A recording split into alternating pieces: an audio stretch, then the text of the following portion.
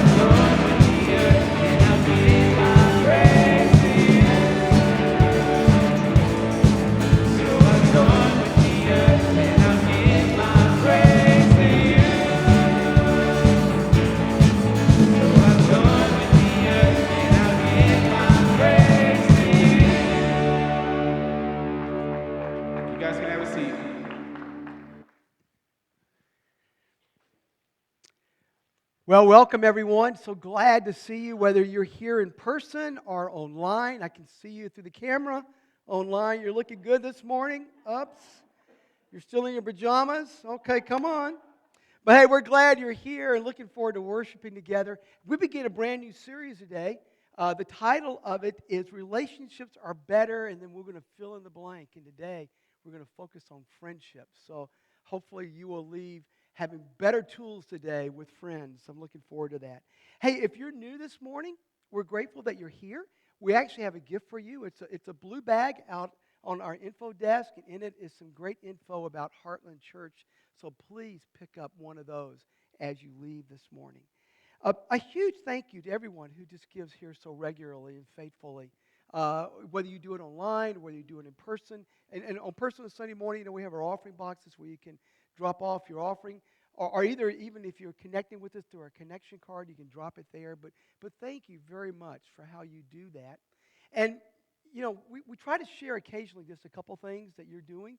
or that your money's having an impact on, besides keeping the lights on and that sort of thing. But two things are going to happen here this month that I'm excited about that you help make happen.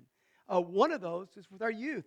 In a couple weeks, on February 19th at 1 p.m., our youth are going to enjoy a bowling and arcade afternoon. So that's going to be fun. But you say, well, hey, we're just helping with just the expenses or that. Or maybe you're not. Their parents are probably paying for it. But nonetheless, the point being, though, is that because of that event, they're going to bring friends. And God's going to use that to impact other lives of kids. And so that is a great tool to impact the lives of other kids. So just grateful for our youth team and what they're doing with that. And then our Kidco area, you may be aware that this time of year, Superstart happens every year around this time of year. And Superstart is a high-energy weekend event in which preteens can learn and grow in their relationship with their friends, with each other, and also in their relationship with God.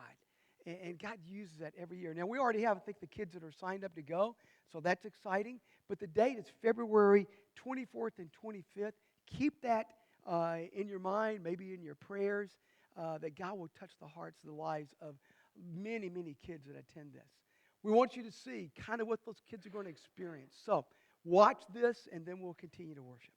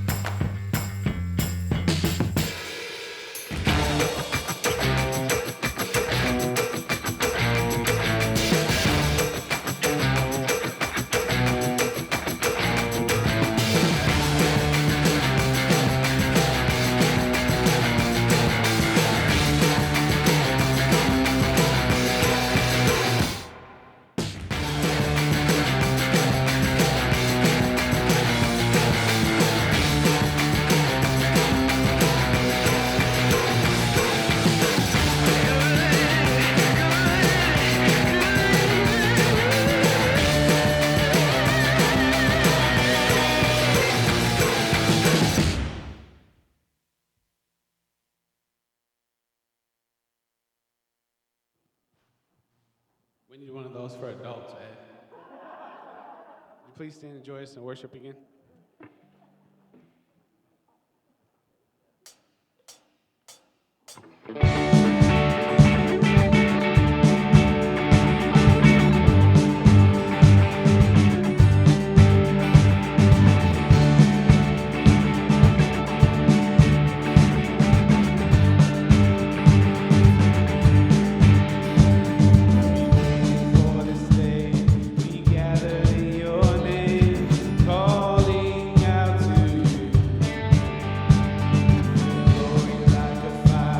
Oh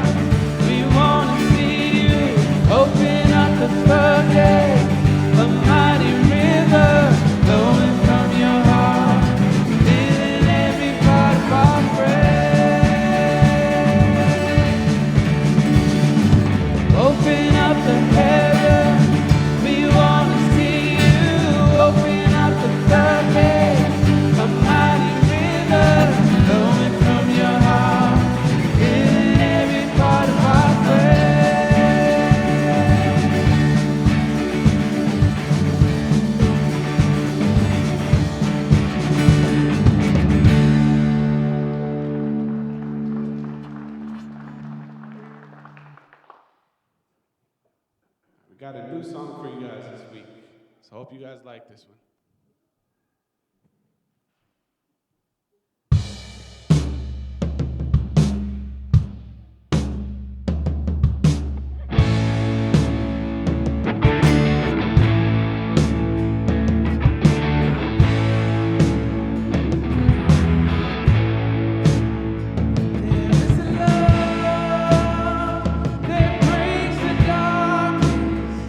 Her love is boundless on the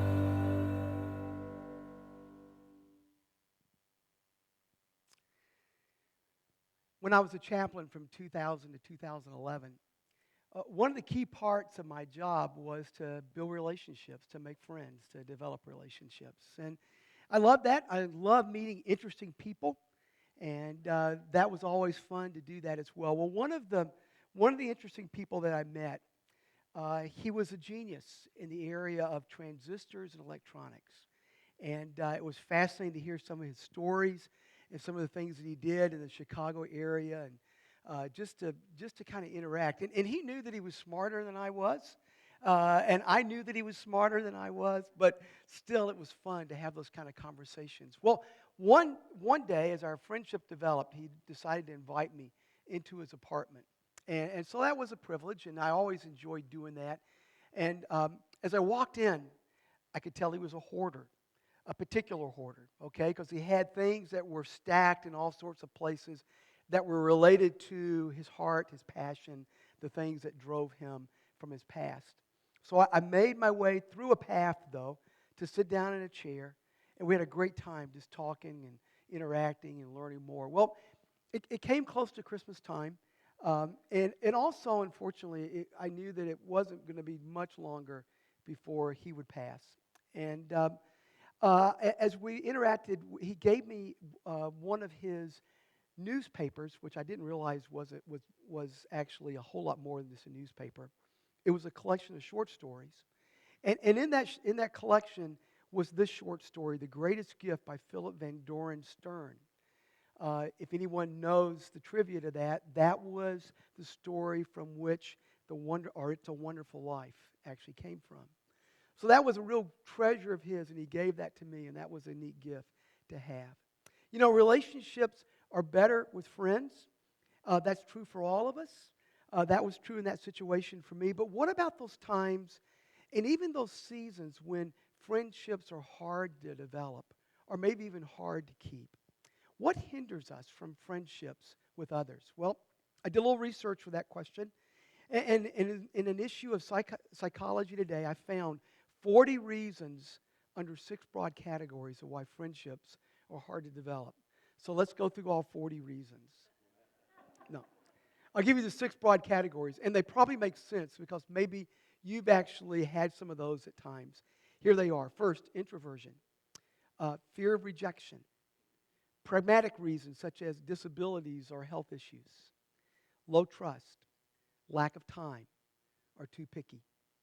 Interesting, and there was things listed at each of those that made a lot of sense. So as I reflected on those, and I thought about our study this morning and looking at the life of David, I wanted to ask the question, well, what was David's friendships like? And maybe you've heard of the friendship that David had with another prince. Of course, David was going to become king. This gentleman was actually a prince in line to become king, but that would not happen. But it was between David and Jonathan. And what can we learn about friendships there? Now, as I looked at this, and I looked at these two men becoming friends, one of the questions that came to my mind is, what drew these men together? And you know how it is as you develop a friendship with someone. There's usually something or a combination of things that draw you into that friendship, that cause you to want to get to know that person better, spend more time with them, whether it's that friendship you had with your spouse to begin with, or even as friends you have now. What drew you together? Well, the writer of 1 Samuel first introduces us to Jonathan. So let's look at their lives real quickly and see what probably drew them together. He introduces us to Jonathan first. And as a young man, he fought alongside his father Saul. Now, in an early encounter with the Philistines, Saul, by the way, did battle with them all his days. Jonathan valiantly took his armor bearer to spy upon a Philistine outpost. Let's read about what happens, and it'll give us a hint of just who Jonathan is. 1 Samuel chapter 14, verse 6. Jonathan said to the young man who carried his armor, "Come, let us go over to the garrison of these uncircumcised. It may be that the Lord will work for us, for nothing can hinder the Lord from saving by many or by few." So we get a glimpse right there of Jonathan's faith. So Jonathan and his armor bearer, they make their trek over to where this Philistine garrison is. They actually had to climb down a crag and then go across and climb back up it. And when they got to the top, actually before they got there, they said this, or at least Jonathan said this, and in essence he gives a condition for their success, and it's in 1 Samuel chapter 14, verses 9 and 10. He said to his armor bearer, "If they say to us, 'Wait until we come to you,' then we will stand still in our place, and we will not go up to them. But if they say, 'Come up to us,' then we will go up, for the Lord has given them into our hand, and this shall be the sign to us." Well, they got to the top. They're standing there. The Philistine garrison, about 20 of them. Someone invites them to come forward. As you may know the story, Jonathan and his armor bearer take on those 20, actually defeat them, kill them all, and that begins to set up confusion in the Philistine camp. God brings along actually an earthquake that day as well to create confusion. The Israelites chase after the whole army of the Israelites, chases after the Philistines, and it's a good victory for that particular day for the Israelites. Well, there's more, though, in that whole account. You can look at it later, 1 Samuel 14. But here are some observations that I made about Jonathan as I looked at this whole account. Here's what I saw him exhibit. I saw him exhibit faith in God, courage despite the size of the obstacle, and loyalty and leadership in a crisis. Now, those qualities are going to draw he and David together later. You're going to find out, as we already know, that David had some similar ones. So following this account, the writer in 1 Samuel, in chapters 15 to 17, in those 4 chapters, he gives us the backstory of King Saul's fall and the future rise of King David. In these chapters, he shares of Saul's being rejected as a king because he basically rejected the Lord as his king. He also shares of David's anointing by the prophet Samuel as the next king. And then David coming into the service of King Saul as a musician. You may recall that he did that to help soothe Saul's issues and challenges in light of his own mental well-being. And then David's defeat of Goliath and his meeting of Jonathan. Now, just as we saw the character of Jonathan in early chapters, if we had time to do a deep dive study into this, here's some of the character that we would have discovered about David. He was a man who had great faith in the Lord, and which produced in him courage, loyalty, confidence, humility, and a boldness that we came to admire. Well, as 1 Samuel concludes, which records the death of Goliath, I think we can assume, as we look at the friendship again between David and Jonathan, that they had made obviously quite a number of contacts together. They knew each other for some time. Each had heard of the other's exploits. Each had observed the character of the other. And I think these observations and interactions became the grounds for a great friendship between them to develop. And these kind of observations and interactions are also, as I've already mentioned and already tried to emphasize, what draw us to those in our own lives. And sometimes they're very similar observations. Sometimes it's a combination of those. And sometimes it's opposite things that those people do that attract us to them as well. So those are the things that draw us together in friendship. And they drew Jonathan and David together. Now, at the beginning of 1 Samuel chapter 18, we read of how deep the friendship between Jonathan and David had grown. And this is key to our study this morning. Verses 1 to 5, 1 Samuel 18. As soon as he had finished speaking to Saul, the soul of Jonathan was knit to the soul of David, and Jonathan loved him as his own soul. Then Jonathan made a covenant with David because he loved him as his own soul. And Jonathan stripped himself of the robe that was on him and gave it to David, and his armor and even his sword and his bow and his belt. And David went out and was successful wherever Saul sent him, so that Saul sent him over, or set him over the men of war. And this was good in the sight of all the people and also in the sight of Saul's servants. Now, looking at these 5 verses, there are 2 questions that I think we need to answer. The first question is this: why did Jonathan give David his armor? That's an important question. There's a second question that we have to answer, at least I think, as I look at this passage, because of how it is dealt with today. And the question is, was this relationship just friendship? Or was it more? Was it actually a homosexual relationship? Now that's what though some in our culture will accuse this relationship of being more than just a friendship, something beyond that. Well, when we look at questions like these, we have to go to the context of a passage because sometimes biblical passages aren't as clear in themselves. We need to look at their context to get a better understanding. And that's what we need to do. The first question that we need to answer, and it's not too hard, why did Jonathan give his armor to David? Because we can look at the culture of the day. I found a very concise explanation of this in gotquestions.org. And here's what it said. Jonathan gave his clothes or robe of kingly succession and military garb to David because he recognized that David would one day be king of Israel. Rather than being envious or jealous, Jonathan submitted to God's will and sacrificed his own right to the throne. So that was not uncustomary for the day, by the way. That was something that did happen, especially in the transition. But Jonathan did something that was a bit, well, I'll clarify what I mean by uncustomary in a moment. But Jonathan did something that was, yes, a bit unusual in the fact that he gave him all of his garb as the prince. In essence, he was telling to David that, hey, I know who you're going to be. I've heard what Samuel has said about you. I've watched you in action. I know this is going to happen. Well, this brings us to our second question. Was this a homosexual relationship described in this passage between Jonathan and David?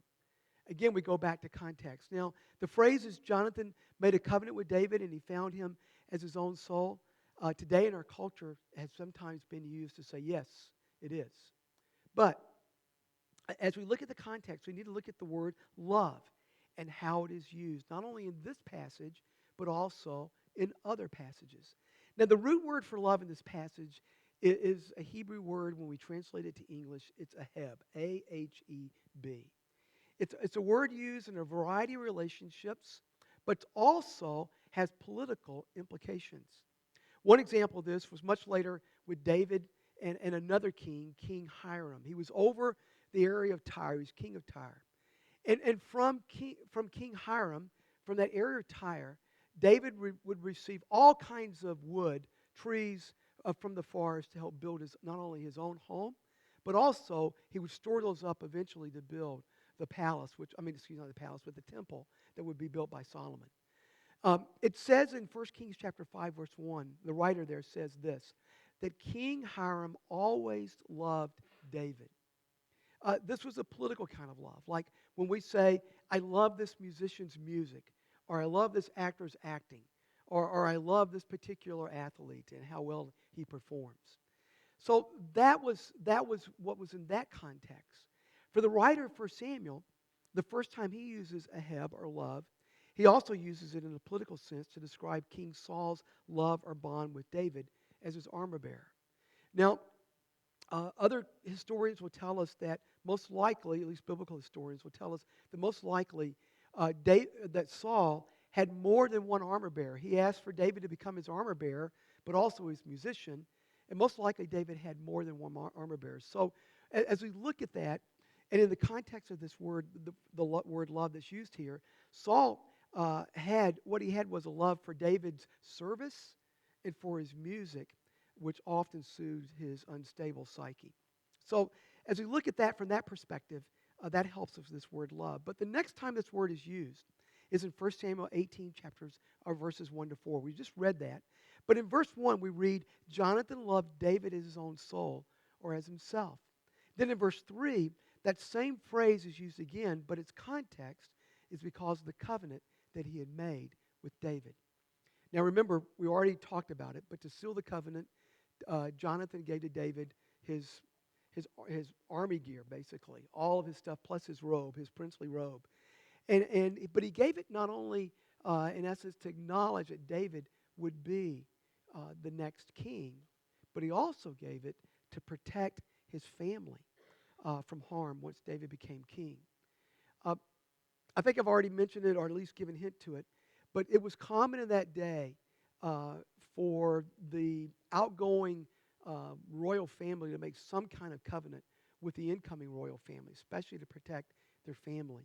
Because often, and we can even read about it in other parts of in the Old Testament, where a new king would come in and he would actually kill off everyone that was part of the old kingship, especially all the relatives that were left, so they would not influence or try to take over the kingdom or the kingship of the new king. So Jonathan had made a covenant with him concerning that. Therefore, in all of this, I think the context supports that this love between David and Jonathan was a friendship love and a political loyalty rather than a homosexual love. And by the way, as we continue looking at this, the parting words between Jonathan and David in 1 Samuel 23:17-18 also support and affirm this as well. Now, as I reflected on this deep friendship between David and Jonathan, I suspect many of us have experienced, at least I hope many of us, have experienced this same kind of deep friendship with someone else. This kind of friendship that sometimes we describe as a friendship with someone who's a kindred spirit. I hope that's the case for everyone here. And when we have, we've recognized how valuable such a deep friendship can be. However, there may be some of us here this morning who long for this depth of friendship but struggle to find it. This may actually be what I'm going to share with you here in just a few moments, the most applicable part of this message. We'll give you actually some things that you can handle and look at and work on in your friendships with others. As I looked at Jonathan and David's friendship, I asked the question, is what they had reproducible? Do we see some hint that there's a formula here or something that we might build upon? Well, there are some principles there, but also dug in some other areas and looking at some other areas or other resources in light of building and maintaining friendships. And I found 10 things that I want to share with you very quickly. Now, these are listed in your program. They're also on your phone app.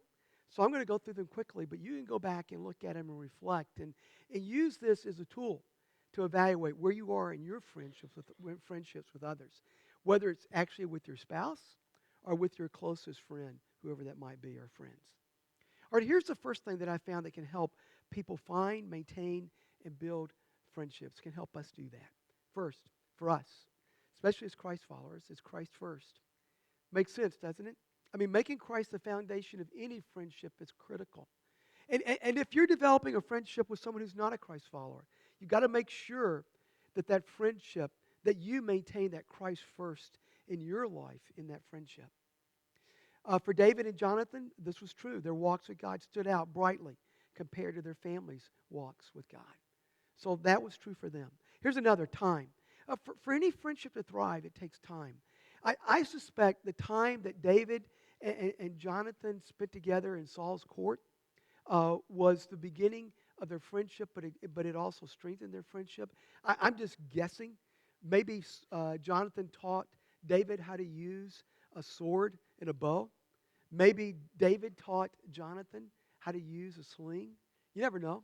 But I mean, I'm just guessing of that time they spent together. Here's a third, be real. If you can't trust your friend with real life, then the depth of friendship is limited. When Jonathan rescued David from the insane attacks of his father and stood by him secretly, that was real life and deep trust. So any friendship requires us, at least if it's going to go deep, that we're real with that person. And here's another, no pedestals. You know, friends don't put their friend on a pedestal. Now we see here in Jonathan and David's relationship, Jonathan actually raised David above himself by giving him his robe and his armor. Yet David never raised himself above Jonathan because of the covenant of friendship that they had made. Another is affirm and respect. By Jonathan and David making a covenant together for mutual service and protection, this showed affirmation and respect. Now we do this when we affirm our friends in light of their worth and their value and their person and their character. That's critical in any kind of any kind of close and important friendship. Here's another, no one's perfect. We have to allow for imperfections, but we're not enabling those, all right? There was never recorded in 1 Samuel David or Jonathan speaking negative words about each other or about King Saul. Yet the imperfections of Saul were never denied or overlooked. Here's something to remember about a friendship, especially in this. No perfect people allowed in true friendships. No perfect people allowed in true friendships. And then another, tell the truth. Honesty keeps communication happening. Jonathan told David what his father was seeking to do, to kill him. That truthfulness, though probably painful for Jonathan to share, and that's the way it is in friendships sometimes. Sometimes there are truths that are painful for us to share in a friendship. It was necessary. It sustained their friendship. It also sustained David's life. And so in a friendship, sometimes we sustain the well-being of a friend by telling the truth. Here's another, make memories. Friendships are deepened with memories of fun and also memories of hardship. We don't know of all the fun that David and Jonathan had together, but we do see some of the hardship that they lived through together as they battled the intent of Saul to kill David. So we don't know any of the fun, but we do see the hardship. Now, there's a good friend of mine that I had a real joy of working with many years ago, where we were able to make a lot of memories, some fun memories, and also we went through some hardship together. But his name was Larry Mason, and we were involved in a ministry called the Jesus Video Project. It was quite a number of years ago, but nonetheless, it was fun because we were responsible for getting the Jesus film into a 3-state area, and we worked hard to do that. Well, toward the end of our time together in doing this, there was one opportunity that we had that was different in all the things that we did, but it was still a lot of fun. We had a missionary that was headed to a foreign country, and it was hostile toward the gospel, toward Christianity. And they wanted copies of the film. Well, at that point in time, we were moving away, this really dates it, moving away from the video to the DVD. And we were able to get 100 copies of this Jesus film into the language of the country where they were going. So, and it was tough. We were trying to get this through multiple FedEx people to this guy and have it delivered to the airport, all right, where he was. All right, so we got it to the airport, and that was an ordeal. And then he got it into a suitcase, and he had to go through international customs there at the airport here in the States. Well, he made it through. That was not a problem from the United States, thankfully. But when he got to the foreign country, that was where we were really concerned. So we were praying like crazy. We had a prayer chain going, and we were praying that he would be able to actually get through customs. They opened his bag, they closed his bag, and they sent him right on. And we never know what kind of impact that had and how many people came to faith because of those 100 videos that are DVDs that were shared. But it was a fun experience. So, friendships need to make memories, and it's fun when they do. Boundaries is another area for friendships. We need to maintain boundaries with our friends, and especially between them and our spouse. We see David, he respected the boundaries of Saul and Jonathan as being king and prince. He maintained his boundaries till Saul and Jonathan's death. And you know, that was good to see. And David did that through that whole relationship. Well, when it comes to us who are married, and we have a close friendship with someone else that is not part of our marriage relationship, we need to make sure, which that's supposed to be biblically, but we need to make sure that we maintain a boundary that's there between that friendship and our spouse. If you want more info on that, I've got some great books for you on that. The final one here is love is a verb. Now, as a friend, we're to agape one another. You can't miss the evidence of this in Jonathan and David's friendship. You just can't miss it. It was there over and over again. The willingness of Jonathan to sacrifice his life, his well-being for David is clearly there. But I also want us to recognize that as well. Did you know that 1 Corinthians chapter 13, that the love chapter that we go to so often for marriages when we're talking about a marriage or in the love between a spouse, and between two spouses with each other, do you know that actually the context of that is actually the church loving the church? That's the beginning of that passage. It's not just to a marital relationship. That's an application we make to it. But it's actually the church body loving the church body. Let me read that for us this morning, just to remind us of the kind of love we're supposed to have for one another. Verse 4 of 1 Corinthians 13. Love is patient and kind. Love does not envy or boast. It's not arrogant or rude. It does not insist on its own way. It is not irritable or resentful. It does not rejoice at wrongdoing, but rejoices with the truth. Love bears all things, believes all things, hopes all things, endures all things. Love never ends. That's the love we're supposed to have for each other as a church body. That's a cool description. And that's why when that kind of love is seeking to be put in place, remember, it's an action verb. It's a choice kind of love. Amazing the kind of relationships that can happen and see what God does through them. All right, as I looked at David and Jonathan's friendship, I saw these two men who modeled most of this list.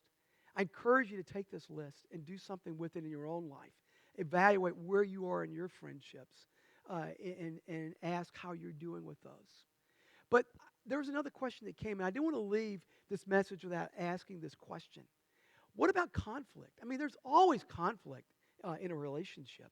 But when we look at the conflict that's there between Jonathan and David, we don't see any between them per se. So we don't get any illustrations of that. But I did evaluate what about us in our friendships with our closest friends, or even our wives or husbands. How do we handle conflict there? Well, here's some suggestions that can help us when conflict comes. First, get perspective. Get perspective.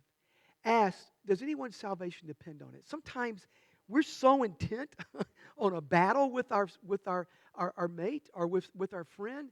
It's like, the whole world depends on who's going to be right in this conflict. So ask yourself that. Proverbs 17:4 tells us this, though. If the issue is evil or untrue, confront it. Otherwise, keep it in perspective.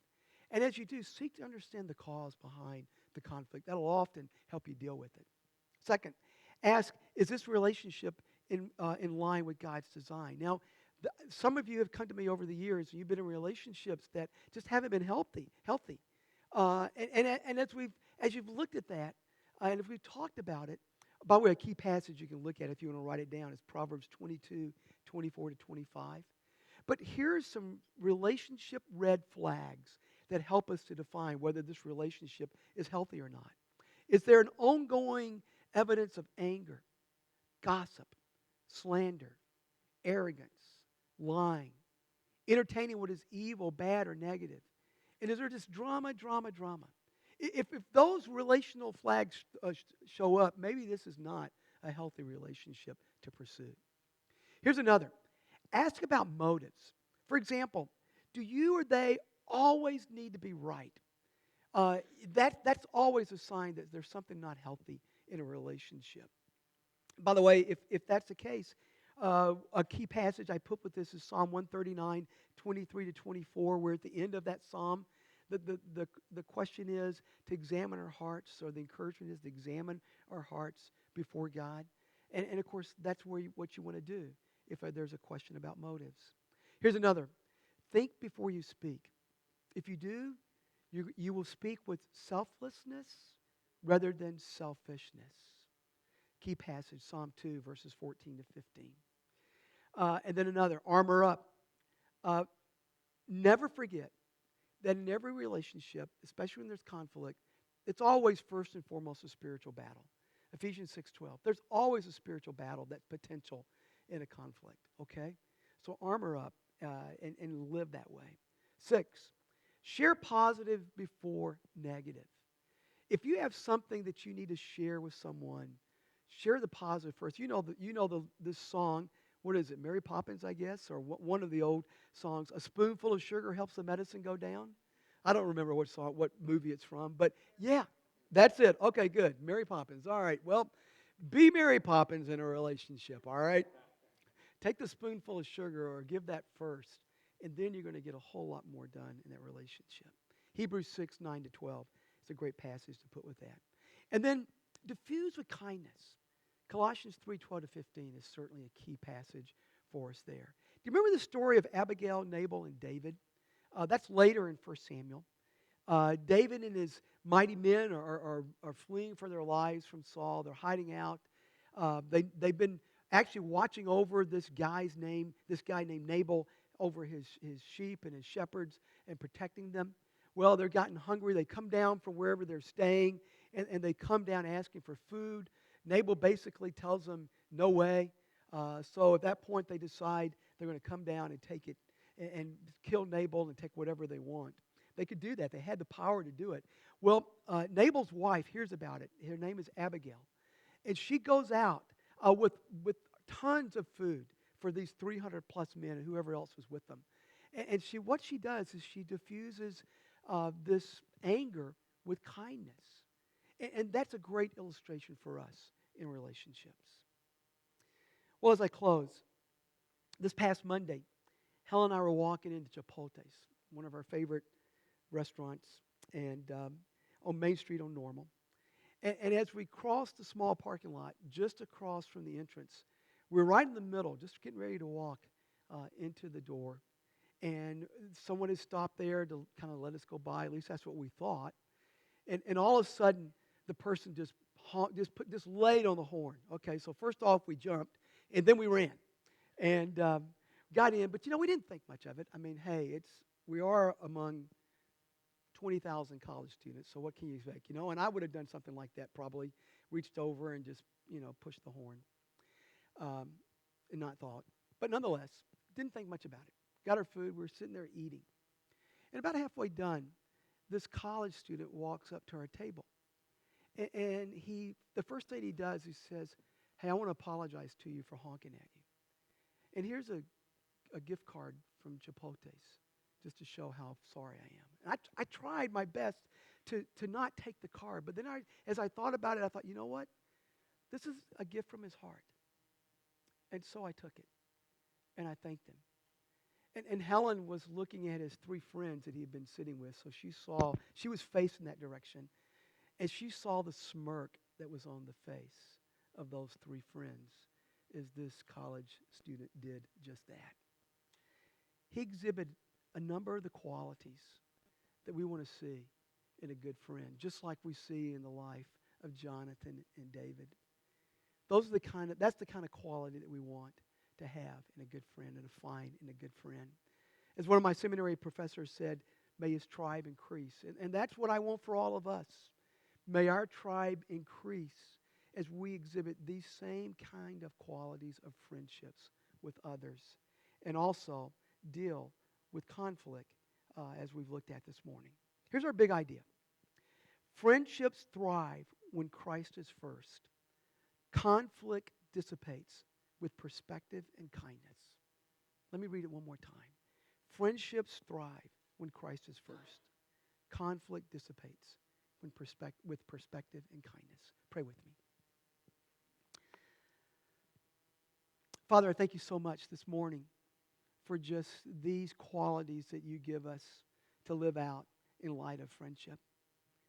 Lord, sometimes these are easy for us. Sometimes they're hard for us.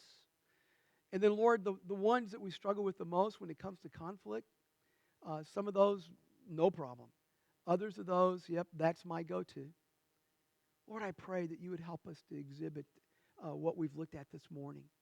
Help us to model this 1 Corinthians chapter 13 kind of love with each other and with those that are closest to us and those closest friends. And Lord, we ask that you would allow our tribe to increase too, so that we might have an impact on others. It's very biblical because when we look what you said to your disciples, that the people will know that they are yours by the love that they share for one another. John 13:35. May we exhibit that kind of love and have an impact on our culture like never before. In Jesus' name, amen.